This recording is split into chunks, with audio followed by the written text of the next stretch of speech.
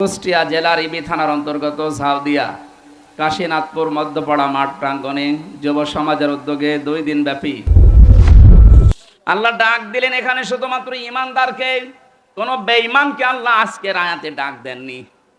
এই জন্য কোনো বেঈমান যদি থাকেন চলে যান, ওই যে চলে যান, তাড়াতাড়ি যান। এই না না, বেঈমানের জন্য আজকের আয়াত না, ওরা তাড়াতাড়ি বের করে দিন। যান, যেটা উঠবে মনে করবেন ওটা বেঈমান না। শুধু প্রসাব পায়খানা আর বিড়ি খাওয়া বাদ দিয়ে কেউ যেতে পারবেন না। বিড়ির যদি নেশা লাগে খুব বেশি, খেয়ে আবার চলে আসবেন। আবার বাইরে কিন্তু পুলিশ আছে, পুলিশের সামনে পড়লে আবার জরিমানা নেবে। চুরি করে খেয়ে আবার চলে আসবেন। আসবেন তো? বলছে ইনশাল্লাহ। এটা হাত নষ্ট হয়ে যায়, কলিজা নষ্ট হয়ে যায়। যারা বিড়ি খান আশা করছে এটা ছেড়ে দেবেন।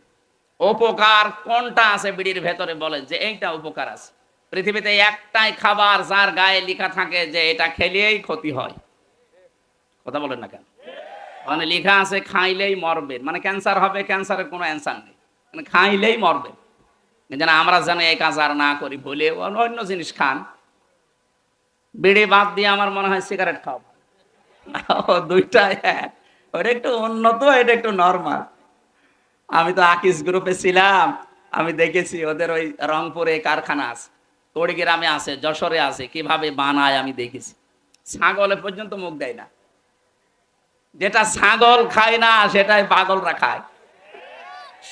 আশা করছে পাগলামি আর করা যাবে না। আমি আকিসের মালিককে বলেছিলাম, স্যার এক কাজ করেন, বিড়ির ছাতা বাদ দিয়ে অন্য কিছু বানান। হুজুর আমি ছেড়ে দেবো। উনি অলরেডি ওটা বাদ দিয়ে আমেরিকা টোবাকোর কাছে, কুষ্টিয়া তো মনে হয় বানায়, ভাদালিয়ার পাশে। এটা অলরেডি ওনার তো একটা দুইটা না, 3টা মা 15টা ভাই বোন, এতগুলো আবার এক জায়গায় হওয়া লাগবে তো। এই জন্য একক সিদ্ধান্তে ওনারা পারে না, চেষ্টা চালাচ্ছে ওগুলো সব বাদ দিয়ে খাবার তৈরি করার জন্য, মানুষের যেন উপকার হয়। আল্লাহ তাদেরকে যেন তৌফিক দেন। অন্তত আকিস বিড়ি, আজিজ বিড়ি এগুলো যেন আস্তে আস্তে দূর হয়ে যায় দেশ থেকে। হারামের ভেতরে কোনো বরকত নেই। প্রশ্ন আসতে পারে তাহলে ওদের বরকত হচ্ছে কি করে? আরে ভাই, বরকত কি ওইটার নাম? বরকত কি আমরা আয়াতের 5 নাম্বার পয়েন্টে আছে, বলবো ইনশাআল্লাহ। তাহলে ইমানদারকে আল্লাহ ডাক দিয়েছেন। আমার প্রশ্ন যে আমার ভেতরে ইমান আছে, আমি এটাকে কিভাবে টের পাবো? বড় এরকম হায়াত আলী সাহেবের মতো দাড়ি থাকবে নাকি এরকম টুপি মাথায় দেওয়া থাকবে যে বিশাল ইমানদার? না। নবীজিকে সাহাবী প্রশ্ন করলেন, হে নবী, আমার ইমান আছে, আমি কিভাবে টের পাবো? বিশ্ব নবী বললেন, ইজা সাররাতকা হাসানাতুকা ওয়া সাআতকা সাজ্জিআতুকা ফাআনতা মুমিন। যখন তোমার ভালো কাজগুলো তোমাকে আনন্দ দেবে, আর অন্যায় কাজ করলে ভেতর থেকে একটা বাধা আসবে, ব্যারিকেড আসবে, তখন বুঝবা তোমার ইমান আছে। বাংলাদেশে ভালো কাজ সবার কাছে ভালো লাগে? বলেন। অন্যায় কাজ সবার কাছে অন্যায় লেগেছিল। অন্যায় জানার পরও অনেকে আরো আনন্দে বাধা দিয়েছে।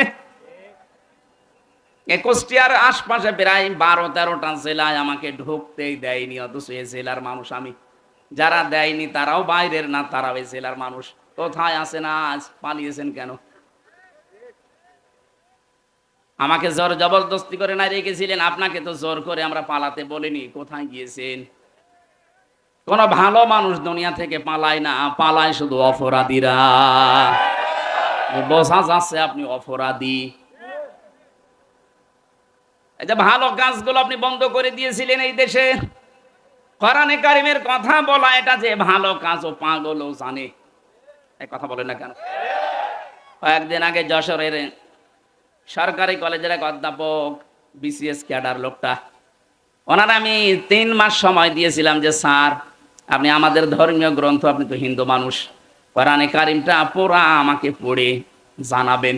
আপনাকে আমি ইসলাম গ্রহণ করতে বলছি না, কিন্তু আমার ধর্মীয় গ্রন্থ পড়বেন। মানে তাফসির কিনে পড়েছিলেন পুরাটা। 3 মাস পরে দেখলাম মুসলমান হয়ে গেছে। আমরা তো কোরআনের কারণে মানুষদেরকে দিনের পথ দেখাতাম, আর আপনারা এই ভালো ভালো কাজগুলো যেদিন হবে সেই দিন পুলিশ দিয়ে বন্ধ করে দিতেন। আমার নিজের এই যে পাশে পাটিকা বাড়ি, আমার ইউনিয়ন, আমার উঠতে দেয়নি স্টেজে। কেন? আমি কি আপনার মেয়ের দিকে তাকিয়েছিলাম? আর আপনার যে মেয়ে, ও কি তাকানোর মতো? বলেন ওই মেয়ের দিকে তাকানো যায়? কোন নজরে আমি তাকাবো?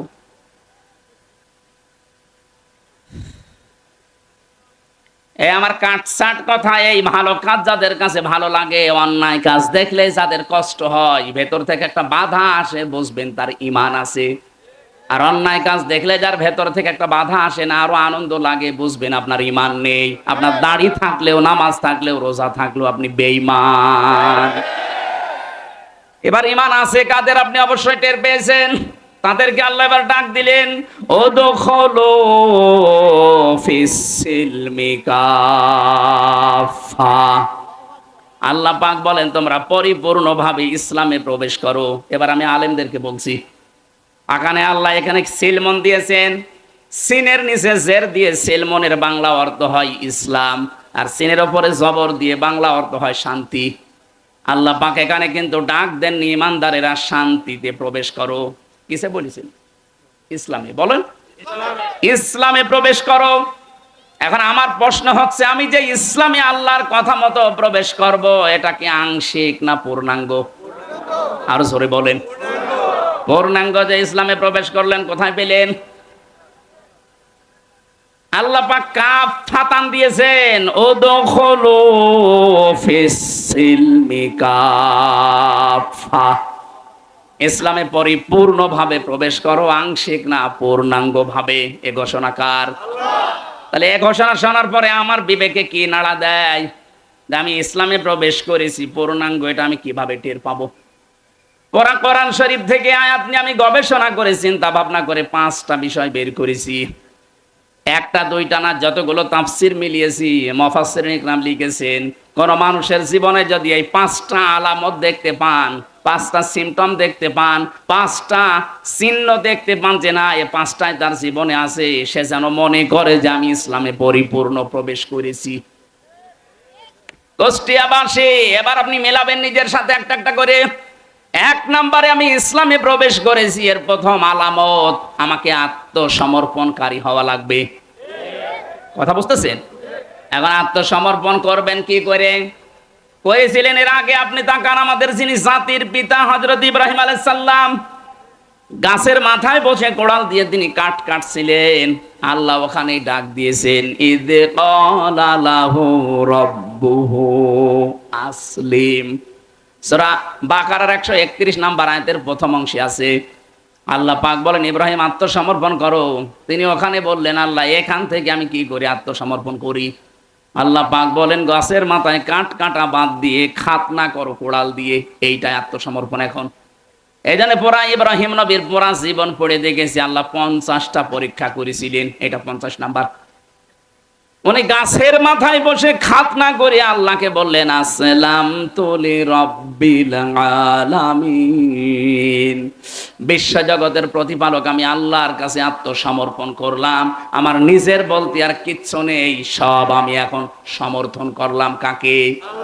আরো জোরে বলেন।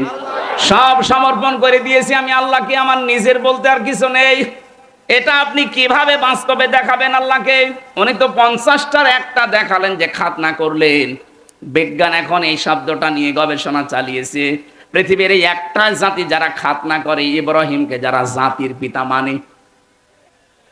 অন্যান্য ধর্মে যারা আছে তারা কিন্তু খাতনা করছে না, যদিও বিজ্ঞান সম্মত, এটা স্বাস্থ্যসম্মত।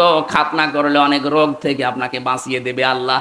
এই জন্য অনেক হিন্দু যারা শিক্ষিত, যারা মার্জিত, ওরা চুরি করে রাতের আধারে মুসলমানদের ডাক্তার দিয়ে চুরি করে খাতনা করে নিচ্ছে। আমরা যদি অনেকে মনে করি খাতনা করা মানেই মুসলমানই না, এটা ইব্রাহিম নবীর একটা সুন্নাহ, একটা আদর্শ, একটা রীতিনীতি। ওনাকে যে আল্লাহ 50টা পরীক্ষা করেছিলেন, 50টা পরীক্ষায় তিনি উত্তীর্ণ হয়েছেন। 50 নাম্বার পরীক্ষা ছিল এই খাতনা করা। আমরা যারা জাতির পিতা ইব্রাহিমকে মানি, তারা এই খাতনা করি কিনা? আরো জোরে বলেন। যারা জাতির পিতা ইব্রাহিম নবীকে মানেন না, অন্য কাউকে মানেন, তাদের আর খাতনা করার দরকার নেই, তারা থাকবেন ফুল হাতা। কথা বলছেন এখন? যার আদর্শ আপনি তাকেই মানেন না, তো আপনারও কাটার দরকার কি? আশা করছে আমার আর নিচে নামা লাগবে না। এই কথা বলুন। এটা নিয়ে ভাগাভাগি করা বন্ধ করে দেন। জাতির পিতা একজন, আল্লাহর ঘোষণা দেওয়া, তার নাম।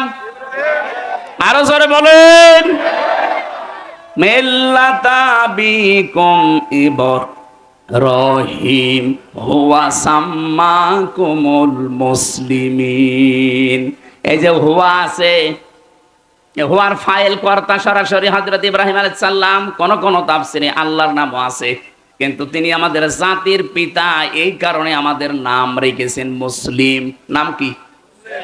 এখানে আমি সহ যারা বাবা আছি, বাবাদের এখানে 11টা দায়িত্ব এসে যায়।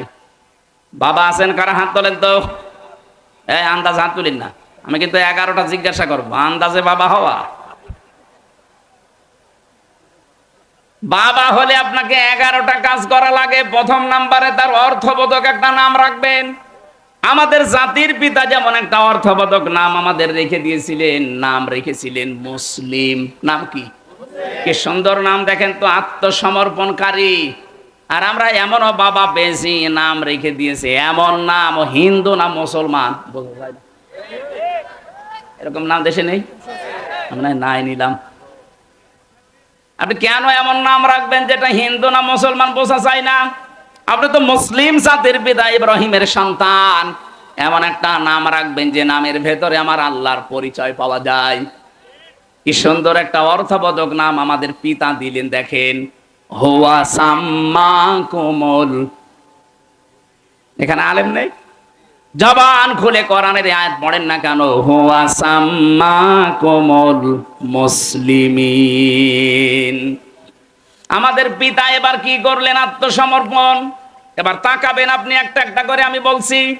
আপনি যে ইসলামে প্রবেশ করেছেন তার প্রথম আলামত এইটা, আপনি দেখবেন আপনার জীবনে মেলে কিনা। খুব সূক্ষ্ম বিষয়টা।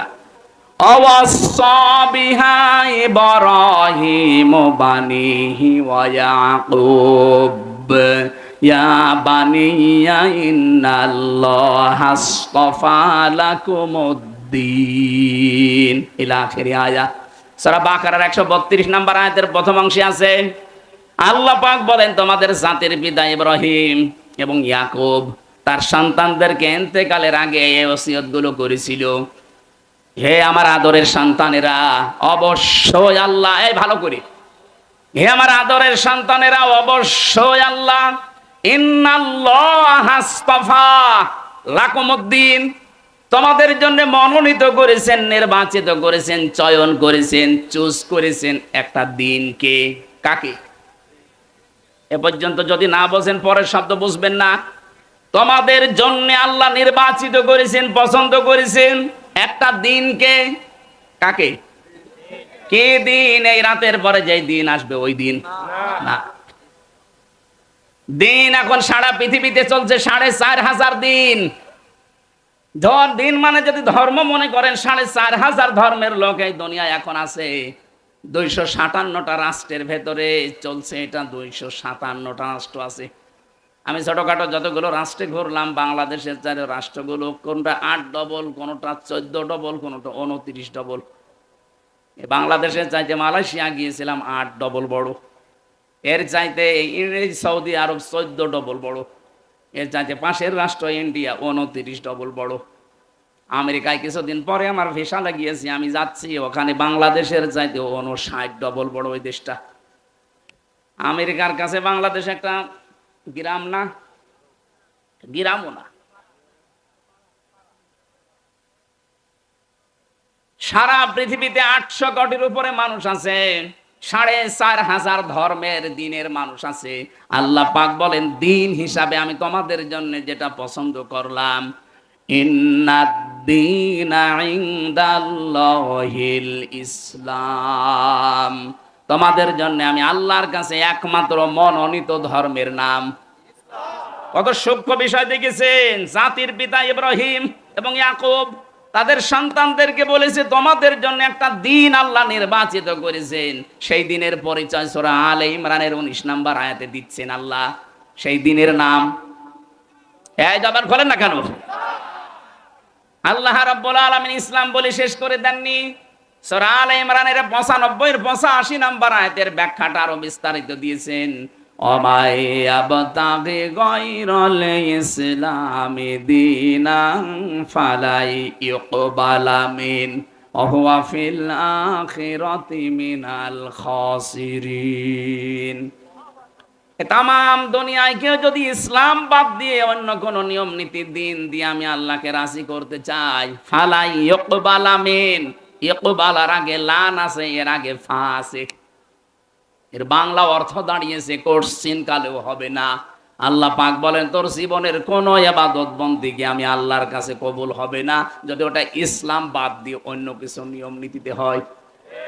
আপনি কি সৌভাগ্যের অধিকারী খেয়াল করেন, ৪৫০০ ধর্ম দিয়ে আজ যারা তাদের সে দেবতা বলেন, ভগবান বলেন, যিশু বলেন, যত রকমের যার ইবাদত করে মানুষ যেতে চাচ্ছে, কিন্তু সবাই এক জায়গায়। কেউ উপরওয়ালা বলে, কেউ গড বলে, কেউ ভগবান বলে, কেউ দেবতা বলে, আমরা আল্লাহ বলি। সবাই যেতে চাচ্ছে ওনার কাছে। আল্লাহ পাক বলেন ৪৫০০ ধর্মের একটা দিয়েও হবে না, আমার কাছে পৌঁছাতে হলে ইসলাম লাগবে। এই আয়াত দিয়ে এক কথায় নির্দ্বিধায় দলিল দেওয়া যায় ৪৫০০ ধর্মের যারা আছেন আপনাদের সব কর্ম মাঠে মারা যাচ্ছে। শুধু দুনিয়ায় শেষ আপনাদের না, ওয়া হুয়া ফিল আখিরাতি মিনাল খাসিরিন, সবচাইতে মারাত্মক ক্ষতিগ্রস্ত হবেন আপনি আখিরাতে। আমরা যদি দুনিয়ায় কিছুই না পাই দিন ইসলাম মেনে, অন্তত আখিরাত আমাদের নষ্ট হচ্ছে না। কথা বলেন ঠিক কিনা? এই জন্য আমাদের এখন থেকে সিদ্ধান্ত নেওয়া লাগবে, যা করি যেন দিনের ভেতরে থাকে। দিন মানে রাতের পরে যে দিন আসবে ওই দিনের ভেতরে, ইসলামের ভেতরে। কিসের ভেতরে? বিবাহ শাদী করতে হলেও দিনের ভেতরে থাকা লাগবে। আজ বাংলাদেশে বহু বিয়ে শুরু হয়, বহু বিবাহ শুরু হয় হারাম কাজ দিয়ে। এদেশে অনেক মানুষ মনে করে ৪ বিয়ে করা ফরজ, সুন্নাত, নফল, ওয়াজিব। না, কিচ্ছু না। এটা সিস্টেম আছে। কোরআনে কারিমে সূরা নিসার ৩ থেকে ৫ নম্বরে আয়াতগুলো যে নাজিল হয়েছে, আপনি একটু ঐতিহাসিক প্রেক্ষাপটগুলো খেয়াল করেন। আল্লাহ কেন নাজিল করলেন আয়াতগুলো বিবাহের ক্ষেত্রে? কোন নারীর রূপ সৌন্দর্যের মধ্যতা পেয়ে আপনি ভসালে শুধু একটার পর একটা বিয়ে করে যাবেন না। ইসলাম এই জন্য আপনাকে ৪ বিয়ের অনুমতি দেয়নি। বিয়ে করতে পারেন একটাই, এরপরে যদি বিবাহ করতে যান অসহায় সমাজের অসহায় নারী, বিধবা নারী এবং স্বামী পরিত্যক্তা নারী, তালাক প্রাপ্তা এবং স্বামী মারা গেছে বিধবা, অথবা অসহায় নারী, এতিম মা বাবা নেই, এরকম অসহায় মানুষকে বিয়ে করে তাদেরকে সামাজিক মর্যাদা দেওয়ার জন্য আপনি বিয়ে করতে পারেন। ১, ২, ৩, ৪। অধিকাংশ মানুষ এটাকে নিয়ে ৪ বিয়ে করা ফরজ, অথচ ইনসাফ করতে পারে না, খালি বিয়ে করিয়ে যাচ্ছে। আপনি কি আকিজের ছেলে নাকি? আকিজের ছেলে ৪ বিয়ে করেছে, বলছে আমিও করব। আরে ভাই করবেন, ঠিক আছে, তার মতো টাকা আছে আপনার? তার খুলনা এক বউ থাকে, যশোরে এক বউ থাকে, রংপুরে এক বউ থাকে, ঢাকা ভার্সিটি স্যার আর এক বউ।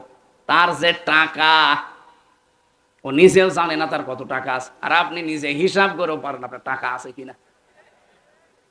আপনি আন্দাজে খালি বিয়ে করবেন। তাহলে বিয়ে শুরুই হচ্ছে আমাদের আন্দাজে।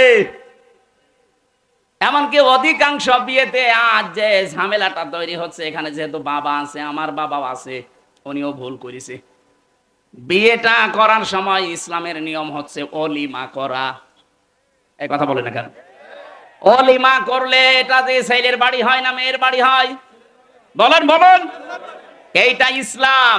আজ ইসলামের এই নিয়ম বাদ দিয়ে যারা অলিমা বাদ দিয়ে বরযাত্রী যায়, মেয়ের বাড়িতে ১৫০, ২০০, ২৫০ মানুষ নিয়ে যাচ্ছে বরযাত্রী। কোথায় পেয়েছেন ভণ্ডামি? আমি মনে হয় মেয়ের বাবা এই জন্য বলছি নাকি? না, আমি এই জন্য আরো বলছি কারণ আমার তো ছেলে নেই, আমার তো বাঁচা লাগবে। আমি যা করেছি ওটা ভুল হয়ে গেছে, থুক্কু। সামনে যেন আর কেউ এটা না করেন। ছেলে বিবাহ দিতে হলে অলিমা করা লাগবে ছেলের বাড়িতে না মেয়ের বাড়িতে? এই নিয়ম পালন করা যাবে না। যারা বাবা আছেন হাত তোলেন তো। না না, আপনি আন্দাজে হাত তুলেন না, সামনে কিন্তু বরযাত্রী মার যাবে। আমাদের হচ্ছে না, বিবাহ শাদীটা ইসলাম অনুযায়ী হচ্ছে না আমাদের। এটাকে আমি আর কি মারার জন্য, ফাইজলামি করার জন্য বললাম? এটা ইসলামের একটা শিয়ার, একটা নিয়ম। নবীজি যতগুলো বিয়ে করেছেন সব অলিমা করেছেন নিজের বাড়িতে। এ কথা বলে না কেন? আপনি কোথায় পেয়েছেন ২০০ বরযাত্রী নিয়ে মারতে যাওয়া যাবে? ১৮ বছর, ২০ বছর, ২৫ বছর একটা মেয়েকে এত কষ্ট করে লালন পালন করে আপনার হাতে দিচ্ছে, এই তো অনেক কিছু। 18 বছর 20 বছর যে শ্রম দিলে ওই মেয়ের মা বাবা, ওই মেয়ের কাছ থেকে মা বাবার কোনো লাভ নেই। যত লাভ সব আপনার পরিবারের। আপনার সন্তান সে পেটে নেয়, আপনার খেদমত করে, আপনার বাড়িতে রান্না বাড়া করে, কথা বলেন না কেন? সব করছে আপনার, এরপরও আবার তার বাবার বাড়ি 200 মানুষ খাওয়াবে। এটা জুলুম না? এই জুলুম যেন কুষ্টিয়া থেকেই বন্ধ হওয়া শুরু হয়। এই মিডিয়া এটা হাইলাইট করবা, এটা আমার নিজের জেলা না। আগামী থেকে জেলায় বিয়ে হলে কোনো বরযাত্রী চলবে না, অলিমা করা লাগবে। বরযাত্রী যারা আসতে যাবে ছোট লোক, ইতর বলেন। বরযাত্রী বন্ধ করবেন কারা কারা? হাত তোলেন তো। এই আন্দাজ হাত তুলবেন না, এটা কিন্তু রেকর্ড হচ্ছে। এই দেখেন কত ক্যামেরা। তোলেন তোলেন তোলেন, এই তোলেন। কেউ বরযাত্রী যাব না ইনশাল্লাহ, সব অলিমার দাওয়াতে যাব, ঠিক আছে? বলছেন না, কি গো, এ জেলার মানুষ তো খুব ঝামেলা। আমার আফসোস, এই জেলায় আমার জন্ম নেওয়ার জন্য। কারণ এই জেলায় এমন একটা কাজ চলে পৃথিবীর কোন জায়গায় নেই যে পুলিশ পাহারা দিয়ে গাঁজা খাওয়ায়। এই জেলায় আছে। সারা পৃথিবীর এই একটা জায়গা যেখানে পুলিশ পাহারা দিয়ে গাঁজা খাওয়াচ্ছে, আরো বলছে বাবা খা। আর একটা জায়গা আছে বগুড়া মহাস্থানগড়, ওখানে এরকম না, পুলিশ দেখলে তারা একটু দৌড় মোড় দেয়। আর এখানে পুলিশ দেখলাম পাহারা দিয়ে খাওয়াচ্ছে, যা খাবি খা। সারা বাংলাদেশে গাঁজা কোড়ালে চাই কয় মন হবে, তার চাইতে বেশি মন গাঁজা পাওয়া যাবে লালনে মাঝারে। কোন কারণে এখানে যান বলেন তো? এখানে গেলে মানুষ শিরিক করে, বেদাত করে, ঈমান হারায়। এক কথা বলেন না কেন? এতগুলো মাজার বাংলাদেশে ভাঙা হইলো, কই এইটার গায়ে হাত দিলেন না কেন? এইটা ভেঙে ফেলার দরকার ছিল। বলে না, লালন আল্লাহর অলি। কিসের অলি? ও কোন ধর্মের লোক ও নিজেও জানে না। আর ওর ওখানে যে শিরিক হচ্ছে, কবরে মানুষ সেজদা দিচ্ছে, এই প্রকাশ্য গনাগুলো যদি বন্ধ করতে পারতাম, এই জেলার উপরে আল্লাহর রহমত আরো বেশি নাজিল হতো। ঠিক বললেন, বুঝে শুনে বুঝেছেন না? আমি এবার বলছি, সূরা আলে ইমরানের 93 নম্বর আয়াতটা পড়বেন বাড়ি যেয়ে। অমাং দাখালাহু কানা আমিনা। আমি সবাইকে বলছি, এটা খুব দরকার। অমাং দাখালাহু কানা আমিনা। কেউ যদি এই কাবার এলাকায় প্রবেশ করে, আমি আল্লাহ তাকে নিরাপত্তা দিয়ে দেই। এই ভালো করে বোঝেন, এটা কাবার এলাকায় প্রবেশ করলে নিরাপত্তা দেয় কে? আরো জোরে। বাংলাদেশ কি কাবা শরীফ? এটা কাবা থেকে 6000 কিলোমিটার দূরে। কাবার এলাকায় কেউ প্রবেশ করলে যদি বাবার খনিও হয়, তারপরও তাকে কিছু বলে না, দেখে বলে ঠিক আছে যান, ছেড়ে দিলাম। কাবার এলাকার বাইরে চলেন, আপনাকে আমি দেখছি। কি নিরাপত্তা দিয়ে আল্লাহ ঢেকে রেখেছেন কাবার চত্বরটা। আমরা চাই বাংলার এই 56,000 মাইলও যেন, বর্গ মাইল যেন কাবার চত্বরের মতো নিরাপত্তা দিয়ে ঢেকে যায়। এটা ঢেকে দিতে হলে কি করা লাগবে? সূরা আনআম 7 নাম্বার পারা 17 নাম্বার পৃষ্ঠার 1ম নাম্বার লাইনের 82 নাম্বার আয়াতে আল্লাহ তথ্য দিয়েছেন, আল্লাযীনা আমানু ওয়া লাম ইয়ালবিসু ঈমানাহুম বিযুলমিন উলাইকা লাহুমুল আমনু ওয়া হুম মুহতাদুন। আল্লাহ পাক বলেন, যারা ঈমান আনবে আর ঈমানের সাথে জুলুমকে মিশ্রণ করবে না। এখানে জুলুম মানে শিরিক।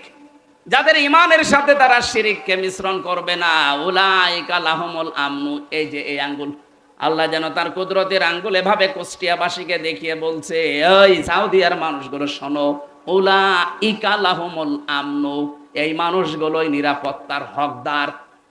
তাহলে বাংলাদেশে যদি আমরা এই 56,000 বর্গ মাইল নিরাপত্তা দিয়ে ঢেকে রাখতে চাই, শিরিক মুক্ত ঈমান আমাদের তৈরি করা লাগবে। অথচ শিরিক তৈরি হচ্ছে আমাদের জেলা থেকে। আশা করছি এটা বন্ধ করা আমাদের ঈমানের দায়িত্ব। কথা বলেন ঠিক কিনা? এটা শুধু বন্ধ করবে তারা যারা টুপি মাথায় দেয়।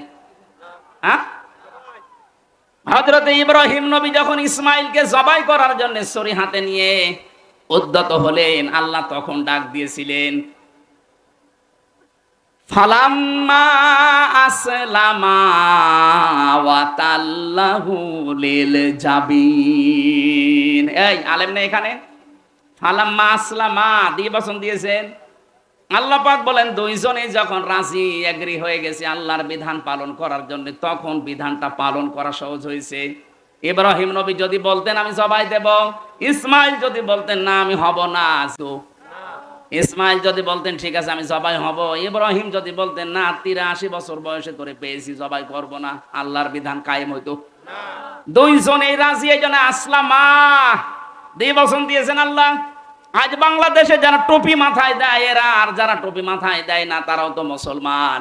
সবাই যদি আমরা ইব্রাহিম আর ইসমাইলের মতো ভূমিকায় আসতে পারি, যারা দায়িত্বে আছেন 1628টা মানুষের দায়িত্বে আছে বাংলাদেশের, এরা ইব্রাহিমের ভূমিকায় আসা লাগবে।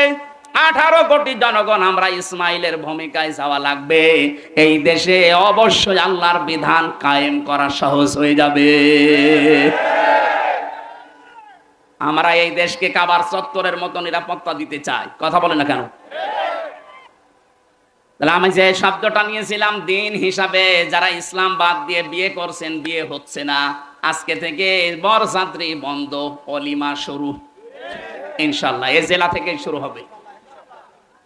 মেয়েরা যারা এসেছেন, সম্মানিতা মা বোনেরা, আপনি যদি আত্মসমর্পণ করে ইসলামে প্রবেশ করতে চান, 4টা কাজ আপনার জীবনে থাকা লাগবে। ইদা নাজারা ইলাইহা সাররাতুহু, স্বামী যখন বাইরে থেকে এসে আপনার দিকে তাকাবে, স্বামীকে আপনি আনন্দ দেবেন। কিন্তু অধিকাংশ মেয়েরা এটা আজ করে না, এই জন্য অনেক স্বামী বাইরে লাইন করে। দেখছেন, বলছে ঠিক, তার মানে এলাকায় চলছে। ওয়াইদা গাবা আনহা হাফিজাতুহু, যখন স্বামী বাইরে যাবে নিজেকে হেফাজতে রাখবেন, নিজের ইজ্জত আবরু সম্ভ্রম, স্বামীর সন্তান, স্বামীর সম্পদ, এগুলো হেফাজত করে রাখবেন। এটা আত্মসমর্পণকারী নারী এর গুণাগুণ। 3 নম্বরে ওয়া তুইনু আলা দীনি যাওজাতিহা, স্বামী যখন বাইরে থাকবে, সে দিনের কাজে হোক, ইসলামের কাজে হোক, মানবতার সেবায় হোক, স্বামী যখন বাইরে থাকবে তাকে সাহায্য করবেন, আরো সময় দেবেন, তাকে উদ্বুদ্ধ করবেন, ছাড় দেবেন না। আপনি আরো তার প্রতিবন্ধকতা সৃষ্টি করেন, কি করে বেড়াও তুমি, কি করার মানে? আপনার স্বামী মানবতার সেবা করে, ইসলামের কাজ করে, এই কথা বলছেন এখানে। আপনি শুধু নামাজ পড়ে রোজা রেখে কালো বোরকা পরে নেককার হতে পারবেন না। স্বামীকে দিনের কাছে আপনাকে ছাড় দেওয়া লাগবে। কুষ্টিয়ার মেয়েদেরকে বিশেষ করে বউ যারা আছেন, তারা স্বামীকে ছাড় দেবেন, উদ্বুদ্ধ করবেন দিনের কাছে। 4 নম্বরে, স্বামী যদি আদেশ করে ওটা যদি জায়েজ হয়, জীবন থাকতে আপনাকে মানা লাগবে। আমি স্বামী, যত স্বামী এখানে বসে আছি আমরা, প্রতিটি স্বামী আমরা চাই বিয়ের পরে আমাদের মা বাবা আমাদের সাথে থাকবে। কথা বলে না কেন? এটা আমরা পছন্দ করি কিনা? 100 ভাগের 80 ভাগ মহিলা এটা চাই না। আপনি নামাজ পড়ে রোজা রেখে জান্নাত পাবেন না, আপনার আত্মসমর্পণই হয়নি। এটা 4টা বললাম। আল্লাহ রাব্বুল আলামিন বলেন তুমি ইসলামে প্রবেশ করলে কিনা, তার প্রথম আলামত হচ্ছে আত্মসমর্পণ করবা। দিন হিসাবে ইসলাম বাদ দিয়ে অন্য কিছু মানা যাবে আরো জোরে। সুতরাং যৌতুক প্রথা দিনে আছে, ইসলামে আছে। যৌতুক দিয়ে যারা বিয়ে করে, যৌতুক নিয়ে যারা বিয়ে করে, এটা হিন্দুদের রীতি। এই যে গায়ে হলুদ দেওয়া, এটা হিন্দুদের রীতি। এক কথা বলে না কেন? আশা করছি দিনের বাইরে যেটা আল্লাহ মনোনীত করেছেন, এর বাইরে আমাদের যাওয়া যাবে না। ফালা তামুতুন্না ইল্লা ওয়া আনতুম মুসলিমুন। রব্বুল আলামিন বলেন, ইব্রাহিম নবী সন্তানদেরকে বলেছিল, ছেলেরা যাই করো মুসলমান না হয়ে মরো না, কারণ মুসলমান না হয়ে কবরে গেলে কবর তোমাকে কিন্তু ছাড়বে না। কথা বলেন ঠিক কিনা? আমরা যাই করি আত্মসমর্পণ করব, আর মুসলমান না হয়ে কবরে আমরা যাব না ইনশাআল্লাহ। 2 নম্বরে আমি পেয়েছি ইখলাস অর্জন করা লাগবে। 3 নম্বরে আকীদা শুদ্ধ করা লাগবে। 4 নম্বরে উন্নত চরিত্র অর্জন করা লাগবে। 5 নম্বরে লেনদেনে স্বচ্ছ থাকা লাগবে। এটা বাংলাদেশে একেবারে দূর হয়ে যাচ্ছে। দেখতে মনে হয় আকাশ থেকে পালিয়ে এসেছে, খুব ভালো মানুষ, কিন্তু লেনদেন করে দেখবেন ওর মতো হারামি আর নেই। দোকানে বাকি যদি খায়, দোকানের সামনে দিয়া যায় না, অন্য রাস্তা দিয়ে যায় না। আপনি ইসলামে প্রবেশ এখনো পরিপূর্ণ করেননি। আকীদা বিশুদ্ধ করা লাগবে। কেন বলছি? বাংলাদেশে একটা মুসলিম দলের উপরে একটা মিথ্যা তহমত দিয়ে বলা হয় যে ওদের আকীদা ঠিক নেই। অথচ বাংলাদেশে যদি আকীদার প্রশ্ন করেন, সবচাইতে শুদ্ধ আকীদার মানুষ হচ্ছে এই দেশে যারা একামতে দিন কায়েম করতে চায়। এই মুসলিম দলের উপর একটা মিথ্যা তহমত দিয়ে সারা বছরের পর বছর এই তহমতটা আপনি চালিয়ে দিচ্ছেন। আপনার আকীদা ঠিক আছে? ফাঁসির দড়িটা গলার কাছে আসুক, আকীদা কত প্রকার কি কি সব বেরিয়ে যাবে। ভণ্ডামি করার জায়গা পান না। আকীদার যে কিতাবগুলো আছে, আমি তাফসীরের কিতাব থেকে, হাদিসের কিতাব থেকে পড়ার জন্য আহ্বান জানাচ্ছি। আল্লাহ একটা জগদ্দল পাথর আমাদের বুকের উপর থেকে নামিয়ে দিয়েছেন। আল্লাহ তাআলা বলেন, ওয়াদানা আনকা ওয়িজরাক আল্লাযী আনকাযা যাহরাক। হে নবী, ১৫০০ বছর আগে আপনার পিঠকে বাঁকা করে ফেলেছিল একটা বোঝা, আমি কিন্তু বোঝাটা নামিয়ে দিয়েছি। ১৫০০ বছর পর আমাদের এই বুকের উপরও একটা পাথর চাপা দেওয়া ছিল। আমরা বাকরুদ্ধ হয়ে গিয়েছিলাম। দল মত জাতি বর্ণ ধর্ম নির্বিশেষে ধর্মের লোক পর্যন্ত তারা অসহায় ছিল। এই যে বিশ্বজিৎ, একে আমাদের ধর্মের মানুষ বলেন, একটা হিন্দু মানুষ, তাকে পর্যন্ত ছাড় দেওয়া হয়নি। সে বলেছিল যে ভাই কিসের শিবির, কিসের জামাত, আমি তো মুসলমানই না। তারপরও তারা ছাড়ে নাই। ওকে যে কব দিয়েছিল, সে আমার সাথে জেলে ছিল এই ৩ বছর। শাওন নাম, খুলনায় বাড়ি। বলছে এত করে আমারে বলছিল যে ভাই আমি মুসলমান না, আমি আপনাদের মতো হাফ হাতাও না, আমি ফুল হাতা, তারপরও আমি ছাড়ি নাই। কথা বুঝতেছে? আমরা কি ফুল হাতা, আমরা কি হাফ হাতা।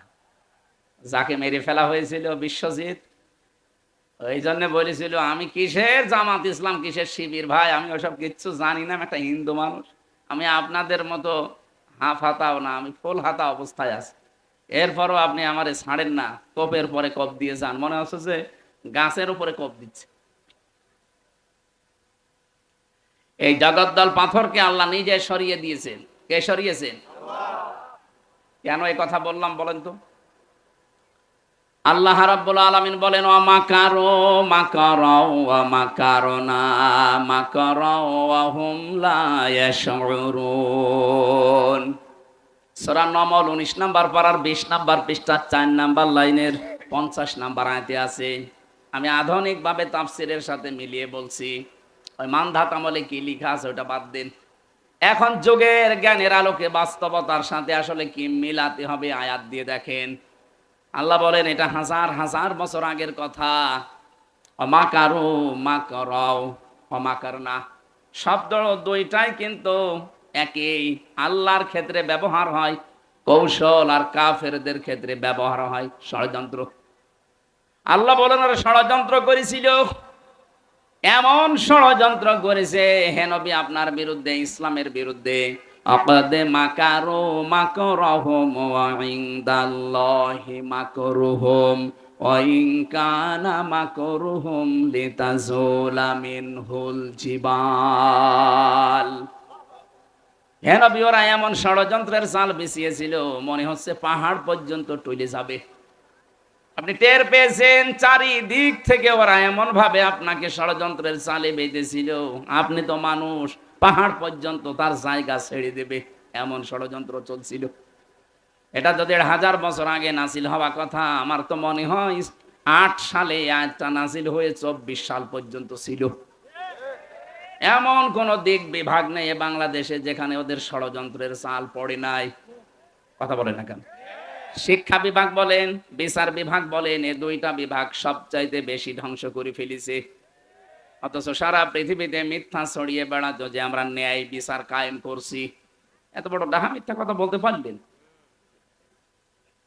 ন্যায় বিচার যদি কায়েম হবে, 3টা বছর আমার যে মামলা দিয়েছিলেন ও তো মূল্য চুরির মামলাও না, বানিয়ে একটা মামলা দিয়ে ন্যায় বিচার কায়েম হলে আমি 3 দিনও জেল খাটতাম না। অথচ 3 বছর আমার বিনা কারণে জেলে থাকা লেগেছে। এই কথা বলছে না কেন? শুধু জেলে থাকাই শেষ না, আমার বাবার কাছ থেকে আপনারা কত টাকা নিয়েছেন বলেন?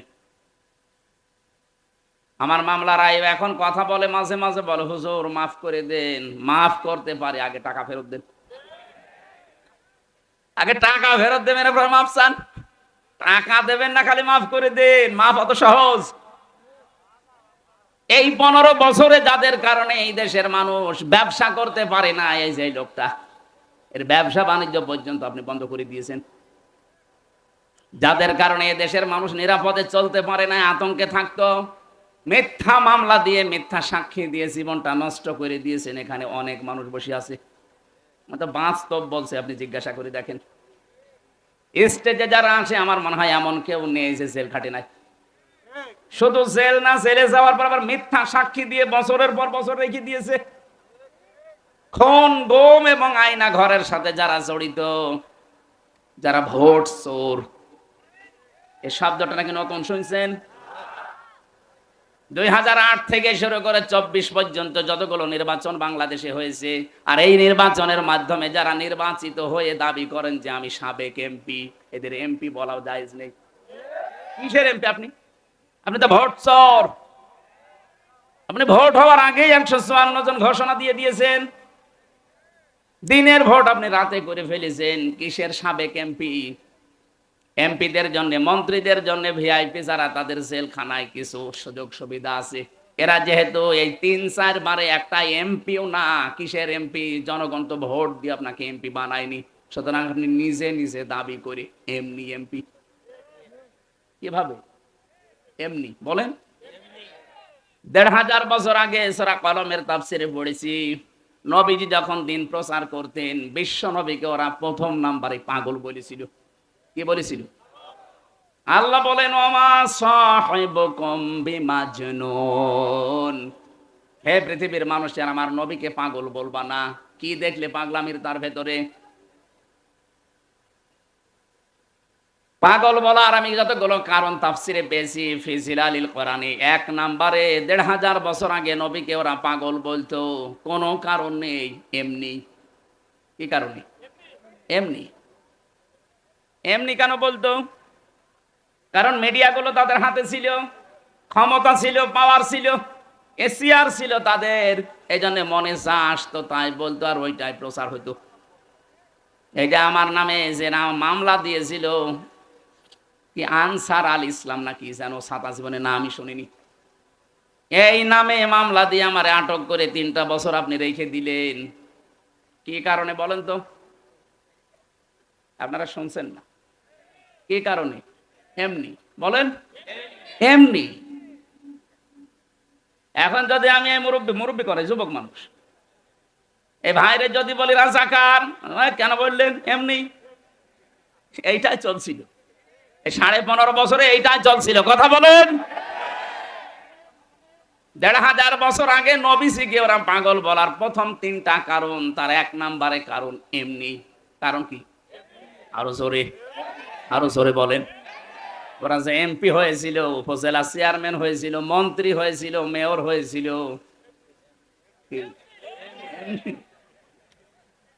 এর প্রমাণ আমাদের এই যে আমার চাচা তো চেয়ারম্যান ছিল, এমনি। কি আরম্ভ হয়েছিল বলেন তো? আল্লাহ পাক বলেন, এমন ষড়যন্ত্র মানুষগুলো করেছিল যে পাহাড় পর্যন্ত টইলে যাবে। এরপরের শব্দ কি? এখানে যারা আলেম আছে, ফারুক আজম ভাই, আল্লাহ পাক পরের শব্দটা এমন ভাবে মিলিয়েছেন, আপনি এই শব্দটা নিয়ে গবেষণা করবেন। অমাকারনা মাকরন, শব্দ কিন্তু একই। এখানে ফাইল কর্তা সরাসরি আল্লাহ নিজে। আল্লাহ বলেন, ওরা করেছে ষড়যন্ত্র, আর আমি করেছি কৌশল। কৌশল করেন কে? শব্দ এক, কিন্তু জায়গা বিশেষে অর্থ আলাদা।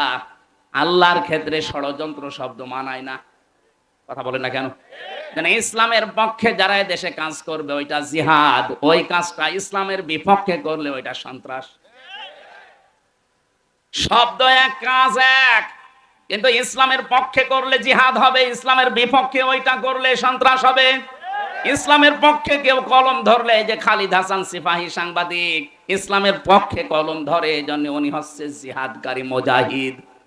কুষ্টিয়াতে বহু সাংবাদিক আছে ইসলামের বিরুদ্ধে, মানবতার বিরুদ্ধে কলম ধরে।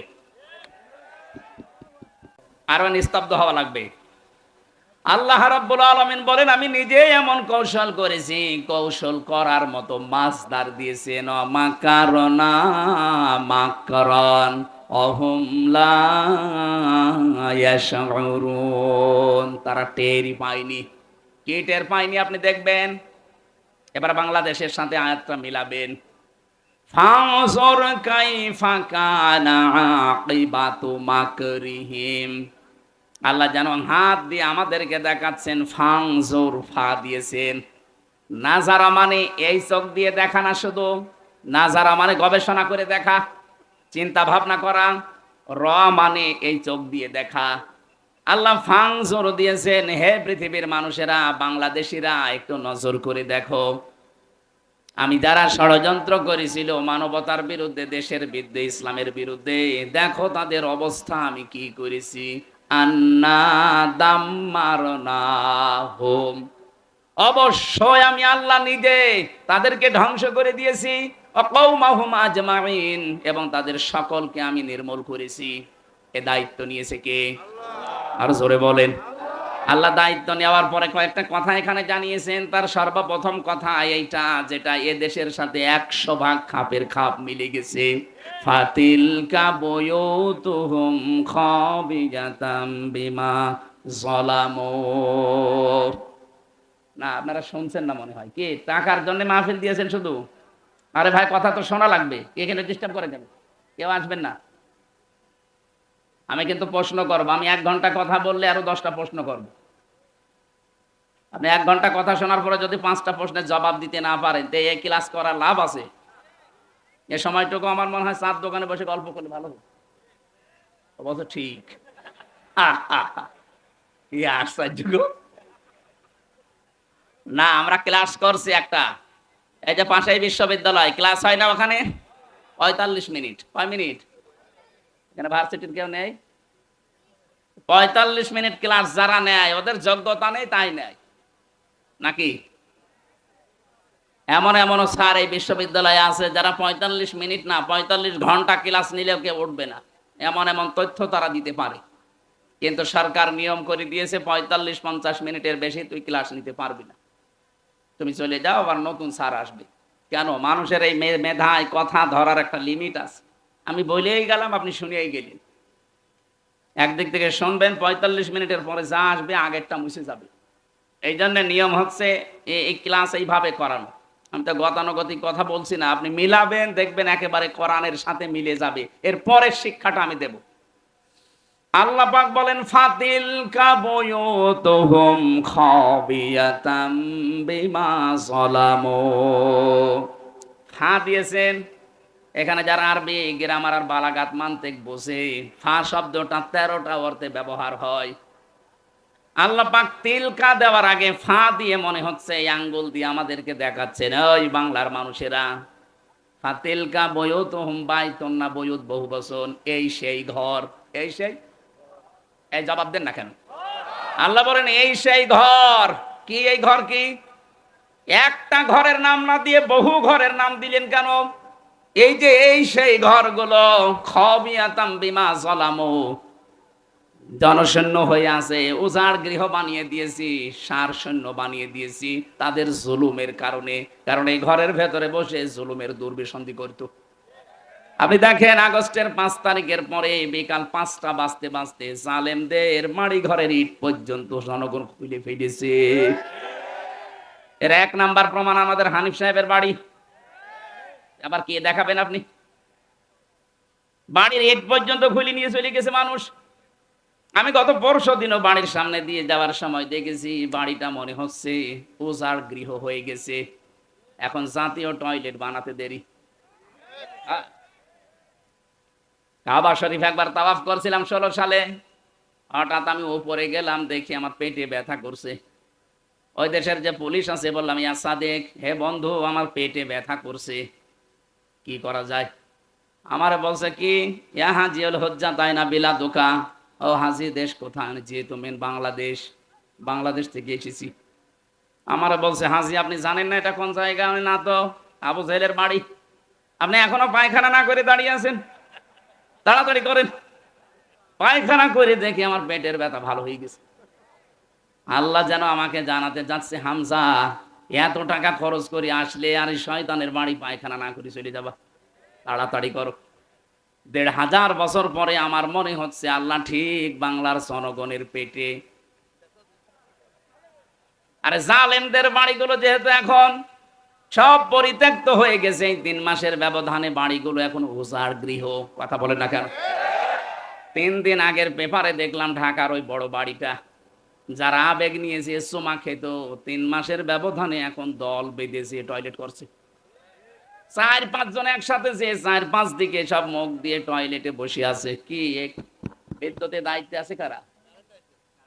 ও, পেপারে দেখার পরে আমার ওই 16 সালের হজের এটা মিলিয়ে বাংলাদেশের এখন বিভিন্ন জালেমদের বাড়িঘর আর শিক্ষা প্রতিষ্ঠান, ওদের যে অফিস, এগুলো মিলিয়ে দেখতে পাচ্ছি আল্লাহ যেন আমাদের পেটে ব্যথা দিচ্ছে, আর এই জালেমদের বাড়ি ঘরগুলো ভরার জন্যে। এবার আসেন তো, এখান থেকে কি পেলেন?